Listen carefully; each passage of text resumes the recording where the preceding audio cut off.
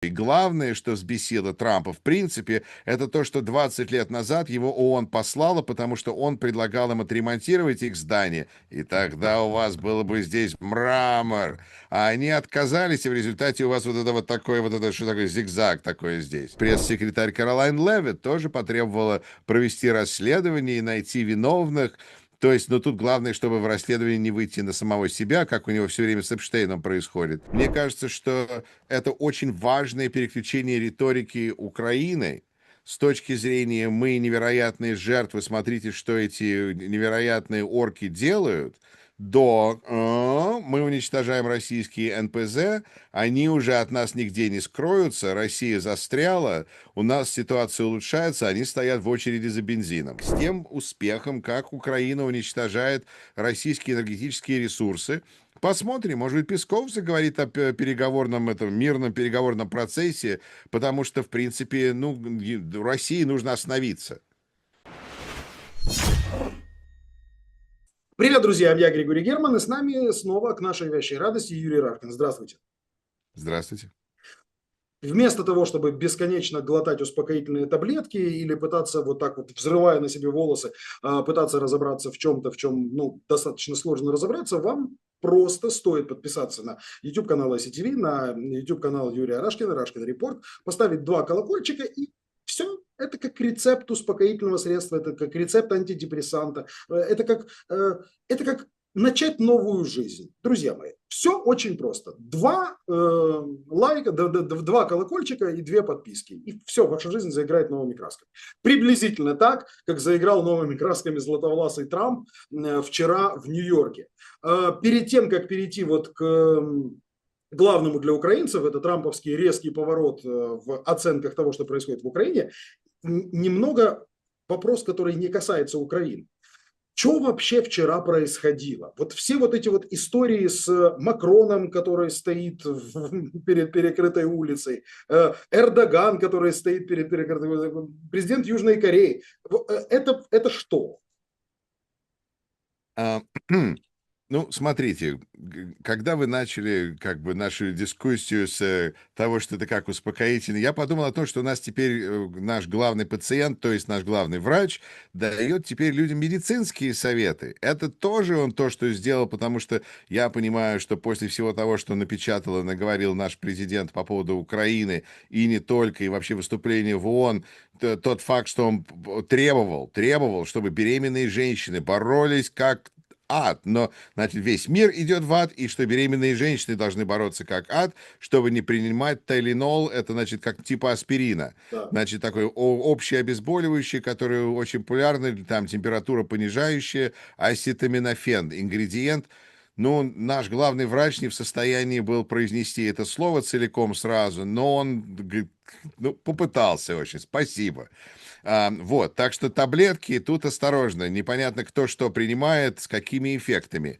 Но то, что мы теперь за конспирологию, потому что это конспирология, это вот часть того, что теперь, значит, наша администрация как бы расплачивается с конспирологами. Как расплатить? При этом выяснилось, что даже конспирологи были в ужасе, потому что они хотели обнародовать там список из возможных угроз для аутизма, наконец, а потом, чтобы были какие-то исследования и так. А Трамп говорит, нет, говорит, сразу бьем по аспирину.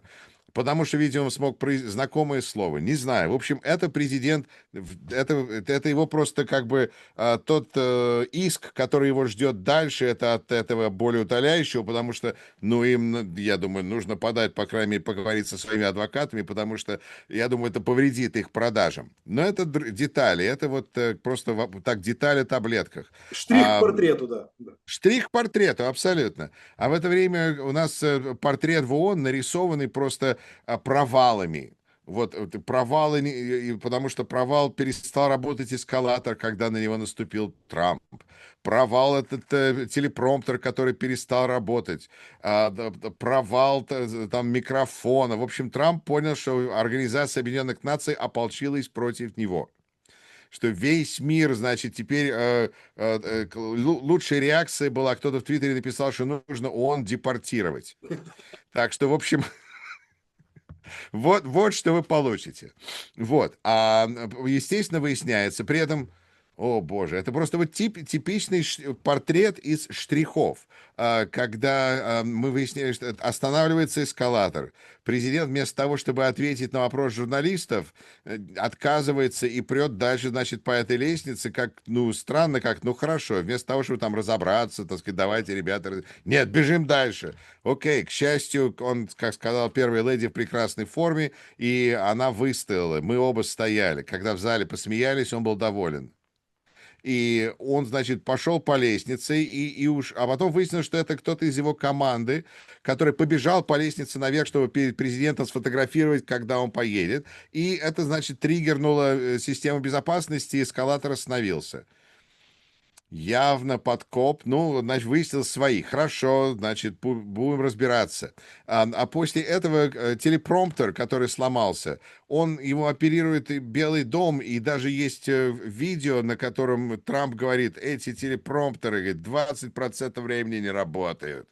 И вообще он все время, он как этот, опять, плохой комик. Он приходит, и он критикует микрофоны на своих выступлениях. Кто здесь заправляет звуком? Это как бы вот такой, значит, это вот такой, наверное, не знаю, Жириновский, но вот такое открытое вот понимание момента.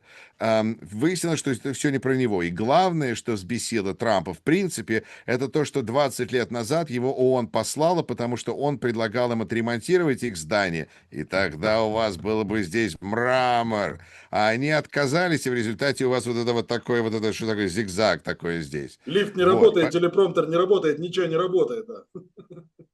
Ну, конечно, критики Трампа стали кричать, что если бы Трамп давал организации все то, что он должен, Да. то тогда бы эскалаторы были работали, и телепромптеры работали, а вот он, значит, пытается заморить организацию голодом и так далее. Это один момент. Как бы часть всего, что, мне кажется, просто привело его в бешенство. После чего он вышел и, ну, по бумажке он вообще не специалист.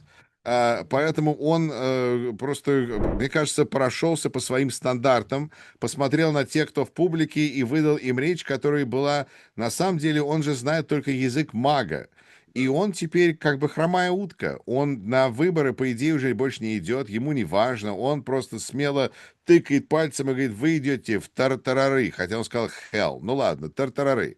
Потому что я знаю, как это делать, а вы... Вот. И при этом он трезвый, но, возможно, принимает какие-то лекарства, мы точно не знаем. Но вроде бы это не алкоголь. И общая реакция американцев — стыд, срам, позор. Вот не могу поверить, что это было.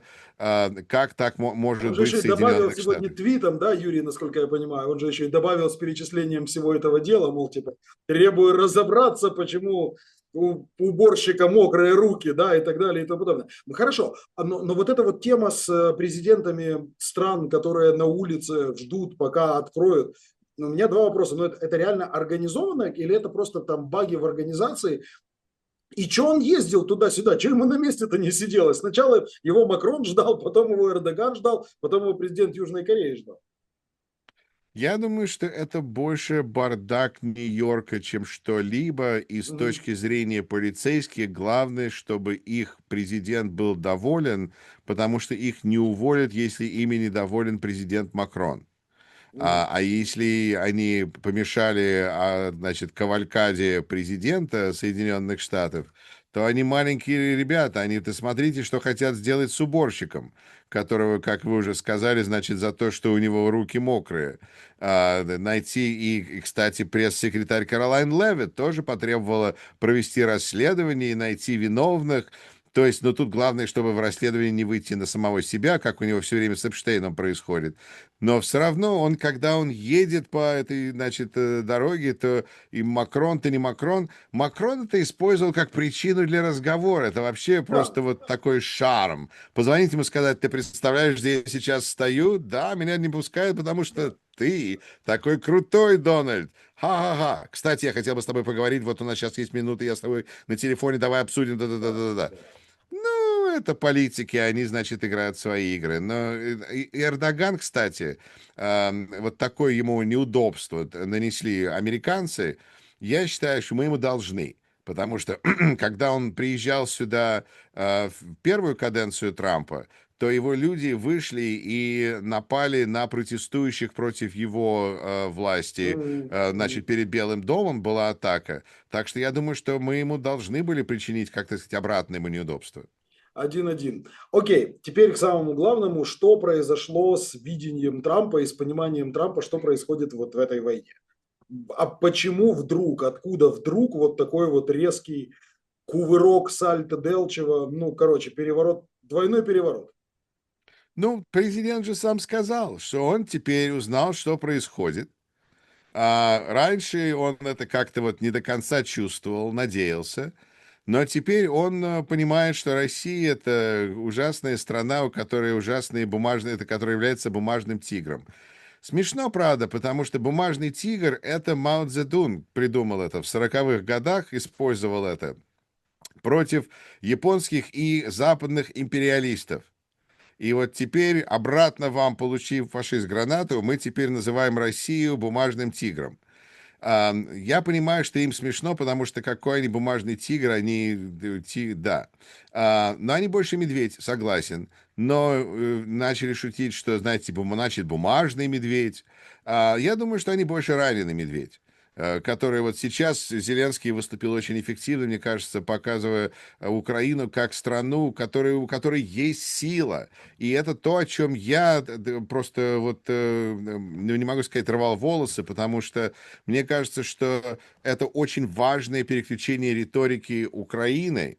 С точки зрения «мы невероятные жертвы, смотрите, что эти невероятные орки делают», до «мы уничтожаем российские НПЗ, они уже от нас нигде не скроются, Россия застряла, у нас ситуация улучшается, они стоят в очереди за бензином». И вот это вдруг... И тут Трамп почувствовал, что он это понимает, потому что это сила. И тут он понял, что ситуация хреновая, потому что Путин не соглашается. Выяснилось, что все эти хорошие отношения, как он думал, ни к чему не привели. И что делает Трамп на самом деле? Это все для того, чтобы мы поняли, почему Трамп сейчас объявляет банкротство по поводу Украины. Он хотел бы объявить седьмое банкротство. Я не знаю, сколько он там войн остановил, но сколько банкротств он объявил, мы можем 6. И вот это могло быть, потому что когда у него проваливается его бизнес-идея, то он говорит, это просто гиблое дело здесь. Я самый умный, потому что я отсюда ухожу, и вы, блин, разбирайтесь как хотите. А что он и сказал в этом твите. Поэтому мы видим, что это как бы декларация о банкротстве Трампа, который при этом еще продолжает смотреть на мир глазами Путина. Потому что вот эта война между Россией и НАТО, и что теперь НАТО будет покупать оружие, НАТО будет им распределяться, да хоть Украине его отдавайте. Это такое отрицание реальности, потому что НАТО ничего не покупает, у НАТО нет бюджета, а покупают индивидуальные страны, которые теперь будут, значит, должны это закупать, передавать это Украине. И если у них нет денег, то, значит, Трампу абсолютно все по боку. Ну, хорошо, значит, теперь это будет просто дорогой магазин, в котором можно покупать, а можно не покупать. Да, Если можно найти свой собственный заместитель, ну тогда зачем идти в дорогой магазин? Там так долго, там безумный менеджер. Да хрен с ними. Поэтому все это, конечно, очень печально, но при этом это сделано с позиции признания силы Украины for once, хоть, так сказать, один раз. И это невероятно важно, потому что есть много республиканских политиков, ну, я бы сказал, все, которые очень нервничают по поводу того, что думает президент. И если президент, ну, никто не говорит о том, что он будет деньги передавать Украине. Даже несмотря на то, что 90% денег 120 миллиардов, которые были потрачены на Украину, 90% остались в Соединенных Штатах, никто про это не говорит. Но республиканцы теперь могут, по крайней мере, они чувствуют прикрытие, они чувствуют, что президент сказал, что Украина победит, то есть, Россия слаба, он показал хоть, что они могут поддерживать Украину. И теперь эти республиканские сенаторы могут быть окрыленными, потому что с ними президент. Ну, духом. Вот. Но дух его и поныне с нами. Вот. Поэтому здесь очень важно, чтобы можно было процитировать Трампа и сказать, что, значит, теперь мы движемся в правильном направлении, помогая Украине. Но, опять же, сейчас есть очень хороший законопроект, который продвигают демократы в Палате представителей, который даст и помощь Украине, и наложит санкции на Россию. И понятно, что это никуда не пройдет. Демократы говорят, они готовы работать с Грэмом, чтобы хоть что-то сделать. Но мы сейчас увидим все, чем кончается действиями. Если Мгм. Трамп просто надавил, чтобы посмотреть, а теперь что получится... Ну, окей, спасибо, мы теперь напишем это на знамени, что Трамп с нами, и идем дальше. А если будут какие-то действия, то вот это было бы очень интересным моментом это обсудить. Я бы сказал, это все равно является чем-то, что американцы, в общем-то, от Трампа не ожидают. А сегодня он уже поговорил, ну, он сегодня встречался с Эрдоганом и произнес на встрече с Эрдоганом, что было бы неплохо, чтобы Эрдоган перестал покупать нефть. Сегодня он уже говорил с Фицо, это Словакия, которая закупает российскую нефть и газ. Посмотрим, может быть, действительно что-то поменялось. Что стало триггером? Почему вдруг вот произошло это изменение, по вашему мнению? В Я какой думаю, момент у него перемкнуло? Я думаю, что это связано с тем, что, с одной стороны, я думаю, что у Трампа кризис доверия, потому что он считал, что у него хорошие отношения с Путиным. Провал. Окей, теперь следующего, кого будем проверять, на ты меня уважаешь, Фицо и Эрдогана. Если они скажут, не уважаю, я уважаю Путина больше, Да. ну, блин, но придется тогда, значит, дальше разбираться и копаться, каково их, кто еще Трампа уважает, кроме республиканской партии, и даже американский бизнес перестал Трампа уважать, потому что вернули ведущего Джимми Киммела в Да, телевизор, да. а это большое FU президенту, значит, бизнес его уже не так боится. Это, в общем, может, хоть Фица боится Трампа, вот. Но интересно, что Милей любит Трампа, и это, кстати, важный путь в будущее, который нужно учитывать, потому что у Милея в Аргентине большие проблемы, потому что у него трампистская политика, а это разрушает, ну, как сказать, страну. И Трамп ему через Бессента предлагает, ну, типа кредитной линию, заем на 20 миллиардов долларов. Мне нравится, что это ему дают до выборов, чтобы не было никаких вопросов, да что вам дадут. Мы под залог берем вашу демократию, власть. Вы сможете нам расплатиться вашей демократии? Тогда вот вам 20 миллиардов. Вот. И это, мне кажется, важный способ, каким рычаг давления или помощи союзничкам или клиентам, потому что у демократии союзники, а у авторитарных государств клиенты, сателлайты, что, возможно, Венгрии может быть что-нибудь там куплено. Мы дадим Венгрии какие-то деньги, они что-нибудь сделают. Так что тут открываются интересные возможности, но это на уровне Трампа, который хочет, чтобы у него его, так сказать, пальцы были в на каждом печенье. А, Многие сейчас воспринимают трамповское заявление, в Европе причем очень многие, начиная от Туска и заканчивая всеми изданиями, что Трамп выходит из переговорного процесса. А, Мы с вами когда-то уже говорили о том, что если Трамп выйдет из переговорного процесса и попыток усадить Путина и Зеленского за один стол в одной комнате, что может быть даже это и хорошо, потому что все эти попытки, они скорее играли на руку России. Ну вот там сейчас вроде бы как этот выход произошел. Что вы думаете? Действительно ли Трамп выходит из переговорного процесса и означает ли это, что он выйдет вообще в принципе из участия Соединенных Штатов в попытках урегулирования этого конфликта теми или иными способами?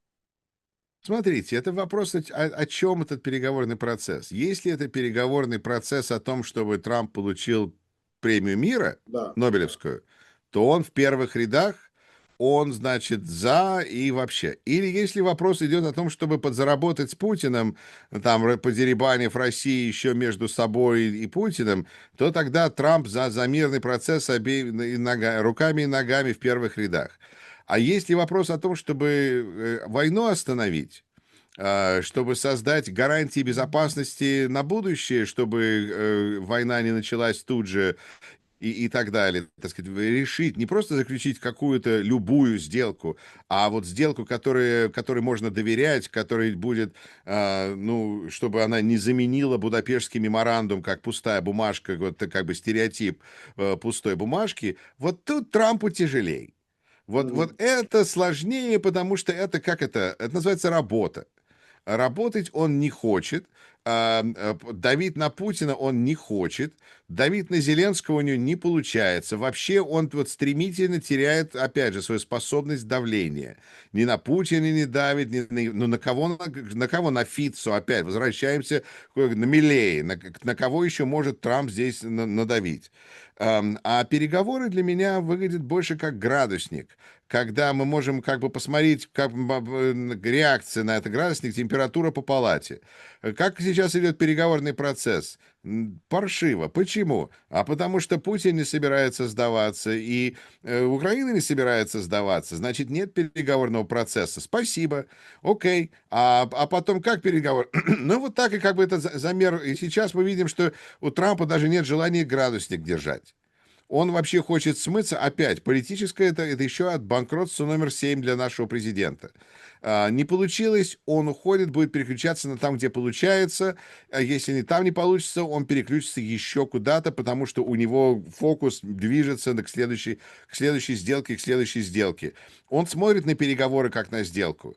Но в данной ситуации просто это не вопрос в том, чтобы сесть и подписать бумажку, чтобы Трамп мог получить свою премию. Ну, подпишите вы уже все бумажку, что вы здесь все обо всем договорились. А дальше неважно.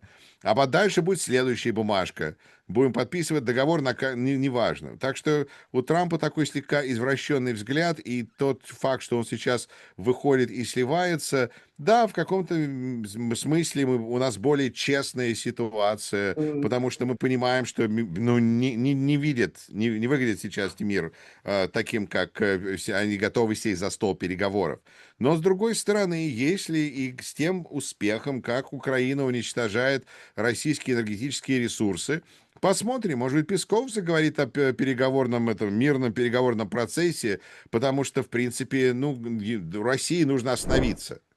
И вот если они готовы будут об этом заговорить, потому что они горят и у них нет бензина, окей, я думаю, что весь мир будет готов их выслушать.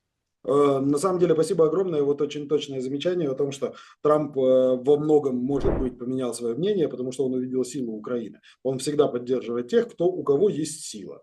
Вот он увидел, что у Украины есть сила уничтожать НПЗ и лишить россиян бензина. Он встал в эту сторону, как это произошло с Израилем. Да, Израиль вынес всю иранскую ПВО. О, отлично, пришло время для Trump time. Наносим последний удар и забираем себе попытаемся забрать себе всю славу.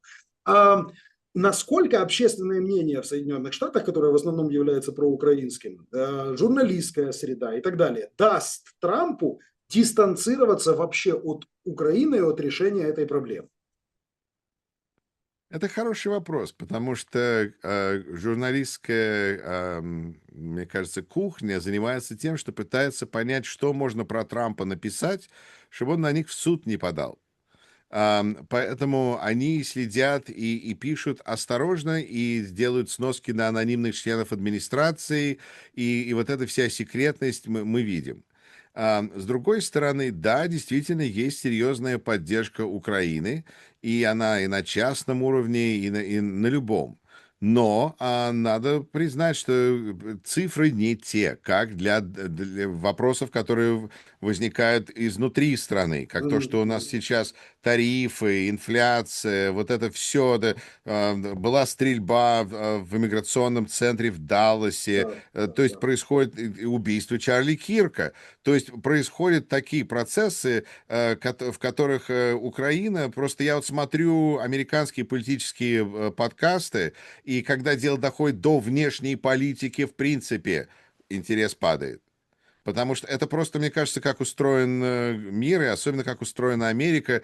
Но для тех, кто следит за внешней политикой, в этом смысле Линдзи Грэм, например, является очень важным флюгером, потому что он же для кого-то вот так мечется, Да. потому что есть республиканцы, так называемые норми, которые они как бы, ну, предпочли бы, чтобы была традиционная республиканская политика. Да. Их не так уж много, но они имеют определенный вес в обществе, и они не все такие оголтелые, как Мага, но они за республиканцев, и они, значит, хотели бы, чтобы Америка выглядела, ну, не позорно.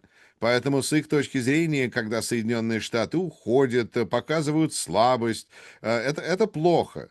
Но я думаю, что сейчас, поскольку Трамп постоянен и внутри страны, и снаружи, так же, как у него провал снаружи, у него сейчас идут провалы внутри, и, Мгм. как правило, мне кажется, провалы внутри больше значимы для избирателей.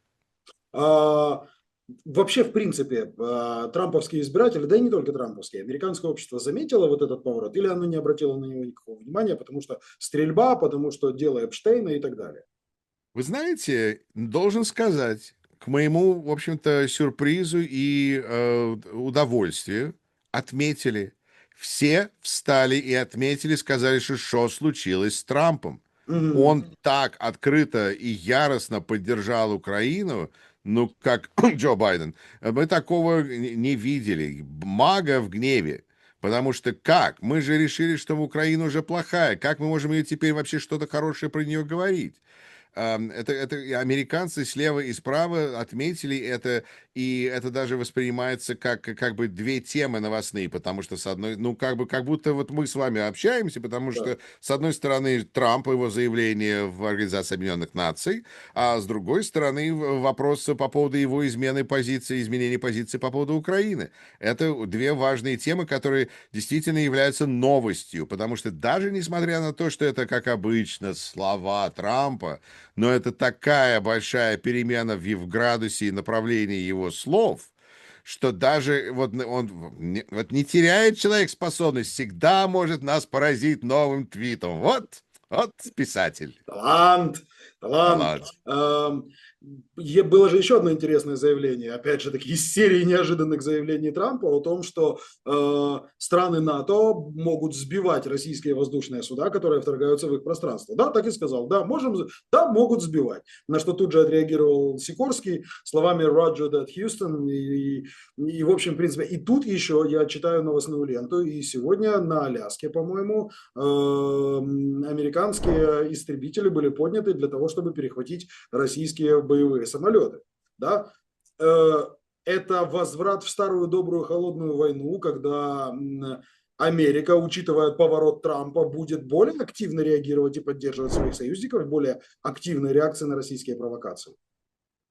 Смотрите, это интересный момент, потому что холодная война в каком-то смысле как-то странно, потому что у нас авторитарный лидер, желающий быть в России, авторитарный лидер, с которым он хотел бы быть на хороших отношениях, в Китае авторитарный лидер, с которым наш Трамп хотел бы быть в конце концов на хороших отношениях, потому что они понимают друг друга. Но мне кажется, что часть реализации этого плана, который мы явно видим в действии, теперь это Ялта-2, такого раздела мира на регионы, это, как сказать, напряженные отношения между главными региональными игроками не вредят развитию такого регионального мира. Мгм. Когда, смотрите, Россия против Китая, против США, выбирайте свой лагерь, кто ваш, кто вас будет защищать. Опять же, для Европы бросайте Украину. Сейчас у нас более важные проблемы. Россия может напасть на всех и так далее. То есть, как бы эта регионализация таким путем, таким образом может разыгрываться. Но было бы хорошо, если бы наш президент взял пример у турецкого президента. Вот. И взял и сбил. Но я думаю, что Владимир Путин был бы очень недоволен, а это до сих пор является важным критерием хорошего дня для президента Трампа, это чтобы им был доволен Владимир Путин. Но вот поэтому в этом смысле рассматривает предыдущие, значит, заявления, выглядит так странно. Посмотрим. Я говорю, у меня подозрение, что это сломанный эскалатор, что это сломанный телепромптер, что Ага. Трамп был в плохом настроении, и он выдал этот перл, потому что он уже всем сказал, что он все о них думает, и тут даже Путин попал под раздачу. Но, опять же, в Москве пока что не нервничают по этому поводу. Если бы нервничали, то там бы Медведев что-нибудь нагавкал. А нет, они этого не пускают. Это значит, Гавкнул, гавкнул, гавкнул. Медведев гавкнул, гавкнул. что он Да, все нормально. сказал? Все в порядке. Его духовник, отец Делирий, подсказал ему правильные слова. Он сказал, что у нас есть такие средства доставки, в которых от которых не спасут никакие бункеры, даже американские. Ну что ж, смотрите, вот, значит, не могут себе помочь, но все равно это бравада, это брагадошио, это как бы такое лихачество. Да. Это еще такое дружелюбное. Трамп, ты же знаешь, ты же наш Трамп, Трамп свой. Поэтому они как-то пока что еще, и у тебя тоже бункер, парень. Вот, так что не забывай. Но это выглядит слишком дружелюбно для моего вкуса. Ну, то есть это не тянет на отправку еще двух атомных субмарин к берегам России. Пока что не тянет. Только если на Пионерские пруды. Хорошо. Последняя из новостей, которая только что вот буквально час назад появилась, это то, что Пит Хексет созывает всех американских командующих, всех, которые вообще только есть, со всего мира на какую-то сходку, на какую-то встречу, где он может к ним обратиться с каким-то заявлением, с каким-то разговором. Как вы думаете, что это может быть? Я думаю, что сейчас это вызывает много нервозности, не то чтобы страха, все-таки это военные люди, которые просто такие слова я бы не бросался ими, но есть слово anxiety, anxiousness, angst. Вот это у них сейчас, я думаю, есть. Потому что непонятно, это очень редко, это практически беспрецедентное. Да, И мы знаем, что от этой администрации ничего хорошего ждать не приходится, особенно ну, как сказать, знаете, я когда был в горсовете, я помню, я говорил с городским менеджером, нашим главным администратором, и обсуждали, что, значит, ему позвонил шеф полиции ночью о чем-то там сказать. И он говорит, знаете, шеф полиции мне никогда не звонит ночью, чтобы сказать, что у нас какая-то хорошая новость. Так что, если вас вызывает Пит Хексет, то это уже нехорошо. Это не то, чтобы там все получают Rolex Watch, значит, да, часы, каждому по Ролексу. Вы, ребята, такие крутые, мы сейчас будем увеличивать нашу летательность. Вот. Но так что это на самом деле может быть чем-то. Единственное, что, как сказать, Пит Хексет настолько некомпетентное существо, что это дает надежду, что, возможно, это просто их встряхнуть таким образом. Но зачем встряхивать всех генералов американской армии вообще любым образом, я не понимаю.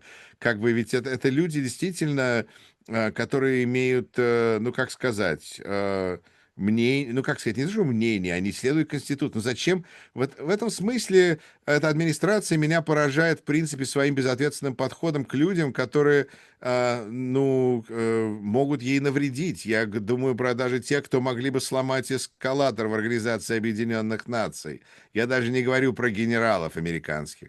Но вот просто вот это очень странный и опасный подход к управлению государством, а потом отрицание, сказать, что я чё, я ничего, я вообще здесь сижу и примус подчиняю. да. Так что я думаю, что у генералов нет никакого доверия, у генералов есть ощущение опасности, возможно, ожидание, что всех будут посадят под этот самый детектор лжи, узнать, если они были там, я не знаю, говорили с кем-то про Россию, Трампа когда-то, что угодно, потому что эта администрация вообще очень любит детектор лжи, потому что у них все время они текут, информация оттуда бежит, и Пентагон хочет, чтобы журналисты подписали там бумагу, что они не будут никакой информации сами выдавать без разрешения Пентагона. То есть Пентагон хочет сами нарисовать собственные новости. Да. Да, так что теперь они что, наверное, скажут всем генералам, чтобы вы тоже ничего не делали, ни с кем не говорили. Если есть какие-то вопросы, то точно передавайте их Питу Хексету или Дональду Трампу и молчать. Возможно. Я сомневаюсь, что это говорит о том, что мы сейчас будем проводить специальную военную операцию против Путина, и мы сейчас уничтожим эту А империю против зла. Венесуэлы, кстати, вот это у меня был следующий вопрос. Ну окей, да, против Путина мы не можем, против Китая мы не можем, против Ирана мы смогли на полшишечки, а вот против Венесуэлы смогут? Как вам сказать, если бы у президента не было репутации, что он такой тако, то, в принципе, ну да, ну как бы Соединенные Штаты и Венесуэла. Ну, посмотрите. Но когда мы смотрим, мы видим, что это президент, который в конце всегда chicken out. И это означает, что, опять же, значит, генералы будут думать, окей, нас тягают, чтобы потом ничего не было. хорошо, какая интересная ситуация, приедем, услышим их планы о том, что они сейчас думают, и тогда, если они что-то думают, но они, скорее всего, не скажут, потому что представьте себе, если вы боитесь утечек, вызвать себе там массу людей и всем Да. им что-то рассказать и сказать, чтобы никто никому ничего не говорил. Это тоже странная идея. Поэтому, возможно, последняя утечка — это об их увольнении. Вот, поэтому, да, и надеюсь, что ничего хуже. Но это выглядит как-то странно. Это, в принципе, люди, которые ведут себя как авторитарный режим, который при этом не создал себе как бы рычагов. Они как бы Да. так начали, очертили очертания, но они не закончили процесс полного контроля захвата над властью перед тем, как они торопятся перейти в следующую стадию срочно, срочно, срочно. Да. Но такие люди, понимаете, если бы мы не избрали этого человека дважды, все было бы можно, но то, что мы его избрали, ну, извините, хочется извиниться перед всеми зрителями каждый раз из-за такого, хотя, естественно, я голосовал против, но это то, что мы сейчас... Единственное, что я хочу сказать, что вот Украина есть, будет, и была, есть и будет, а Соединенные Штаты стоят сейчас перед большим вызовом с таким президентом. Но, с другой стороны, я не знаю, каждая страна выбирает своего идиота, просто потом на выборах, нужно, чтобы они, так сказать, менялись время от времени, политики, все они, значит, мы знаем, с кем мы имеем дело. Но так стыдно, знаете, перед Организацией Объединенных Наций, когда вот наш президент выходит и вот так себя ведет, I'm sorry. Ой, Боже, спасибо вам огромное. Вы не голосовали, вы за него не голосовали. И более того, мне кажется, что Соединенные Штаты как раз сейчас болеют немножечко этой болезнью. Может быть, это будет та самая нелюбимая Кеннеди и нелюбимая Трампом вакцина, которая позволит Соединенным Штатам пройти те потрясения, которые будут потом, впоследствии. Спасибо огромное, друзья. Вас мы ждем в комментариях. Как всегда, не сдерживайте себя. Все ваши мысли для нас важны, потому что дают нам почву для дальнейших размышлений. Берегите себя и до встречи.